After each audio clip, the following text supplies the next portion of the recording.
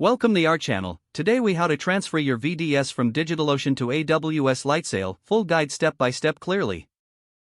First, log into your DigitalOcean account.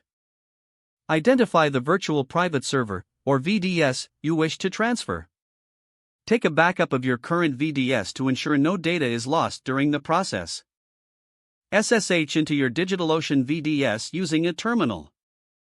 Use the command tar to compress your application and its dependencies into a .tar.gz file.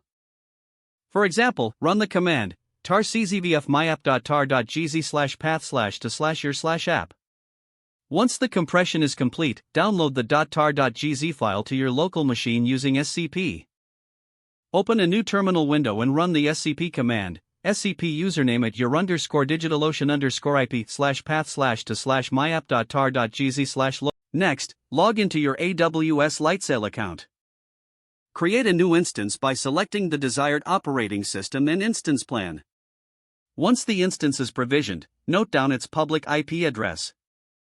In your terminal, connect to your AWS Lightsail instance using SSH. Run the command sshi/path/to/your/key.pem username at your_lightsail_IP. Now, upload the .tar.gz file to your AWS Lightsail instance using SCP again. Use the command scpi/path/to/your/key.pem/local/path/myapp.tar.gz username at your_lightsail_IP/home/username/. Once the upload is complete, SSH into your Lightsail instance. Navigate to the directory where you uploaded the file.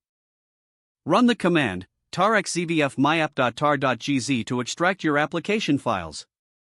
After extraction, ensure that all necessary dependencies and configurations are in place.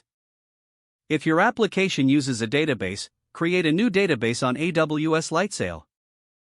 Import any existing data from your old database to the new one.